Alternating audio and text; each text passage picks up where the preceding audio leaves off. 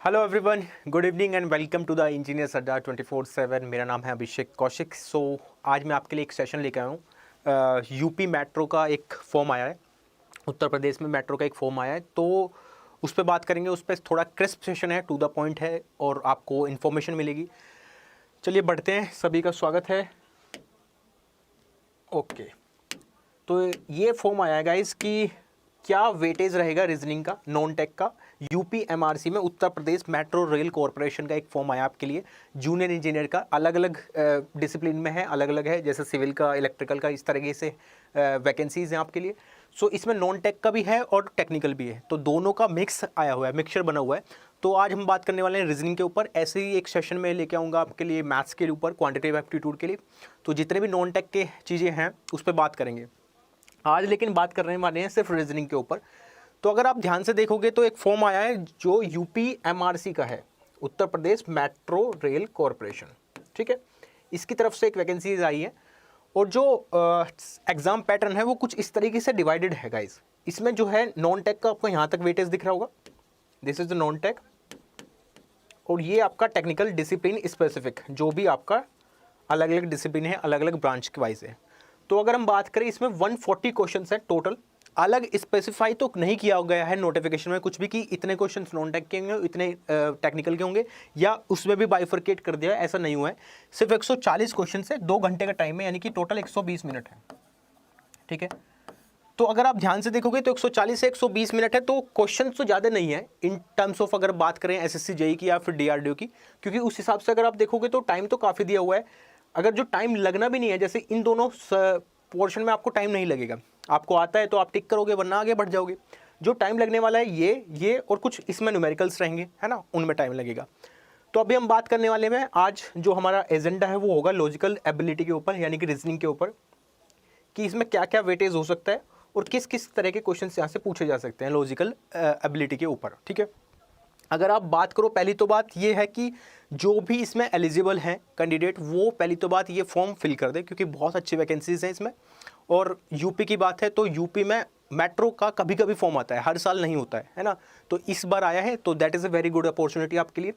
Logical ability की अगर हम बात करें तो 140 है, 140 टोटल।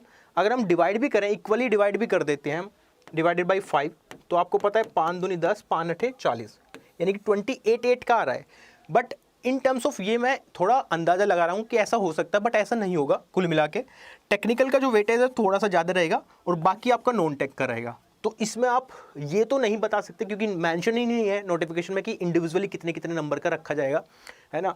आपको अभी क्या करना है, अभी आपको जैसे लॉजिकल रीजनिंग की बात करें तो लॉजिकल रीजनिंग में 3 तरह की चीज़ें आपको पूछी जाएंगी। एक तो वर्बल पोर्शन में, ठीक है, एक आपका नॉन वर्बल, यानी कि जो फिगर बेस्ड वाले क्वेश्चंस होते हैं वो वाले दिखेंगे।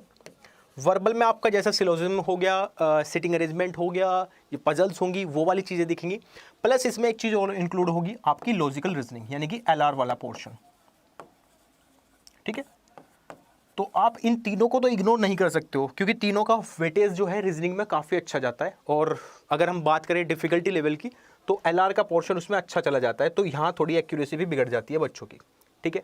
तो अगर आपको लॉजिकल रीजनिंग को स्पेशली टारगेट करना है, तो अगर आप एसएससी की तैयारी कर रहे हो, एसएससी जेई की या डीआरडीओ की तैयारी किए हो, या एसएससी आईएमडी का जो फॉर्म आया वो फिल किए होंगे, तो उसमें जो कुछ रीजनिंग का पोर्शन आया वही सेम टू सेम इसमें रहने वाला है।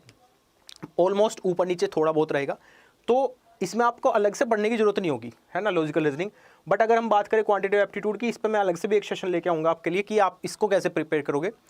अभी आप ये सोच सकते हो कि 140 है तो 4 पोर्शन ये है और प्लस ये है ना।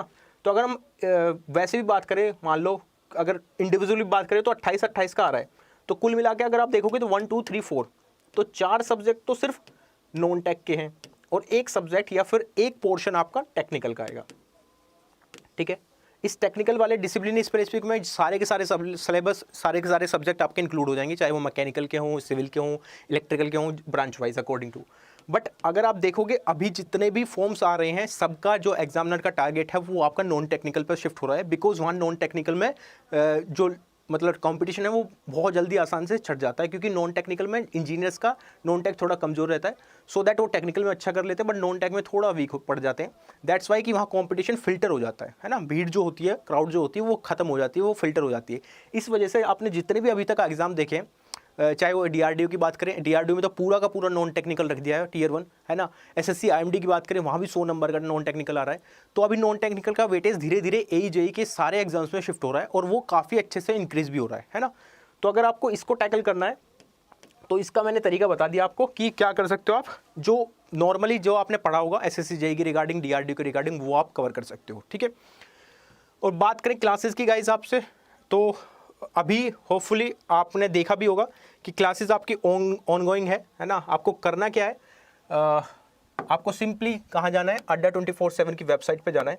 जैसे ही आप वेबसाइट पे जाते हो तो फर्स्ट लिंक जो आता है उस पर क्लिक करोगे जैसे आप, उसके बाद आप ऑल कोर्सेज करोगे, गेट एंड इंजीनियरिंग पे जैसे ही क्लिक करते हो उसके बाद आपको UP MRC JEE दिख रहा है यहाँ, है ना, Uttar Pradesh metro rail corporation JEE junior engineer की। इस पर जैसे ही आप क्लिक करते हो 2 क्लासेस आपके सामने दिखाई दे रही हैं यहाँ, सिविल की और इलेक्ट्रिकल की, है ना।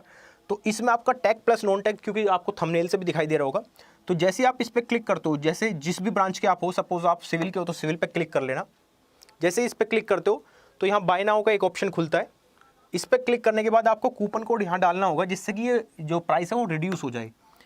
और ये रिड्यूस कैसे होगा, जैसे आप यहाँ पे कूपन कोड यूज़ करते हो, आपको सभी को कूपन कोड पता भी है, Y516 Y516। जैसे आप Y516 करते हो, अप्लाई करते हैं ना, अब देखो अप्लाई करते हैं आपको एक अच्छा खासा डिस्काउंट मिल जाता है यहाँ पे, ठीक है। जैसे ही आप देख भी पा रहे होंगे, एक सेकेंड,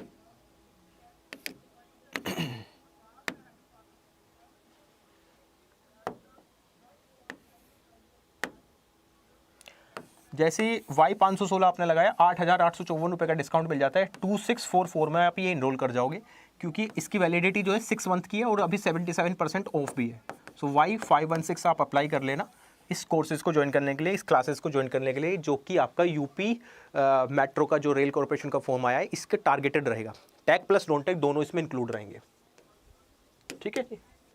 तो वैसे तो क्लासेस यूट्यूब पे भी रहेंगी आपके लिए फ्री ऑफ कॉस्ट, और एप्लीकेशन पे भी क्लासेस चलती रहेंगी, दोनों साइड क्लासेस चलेंगी।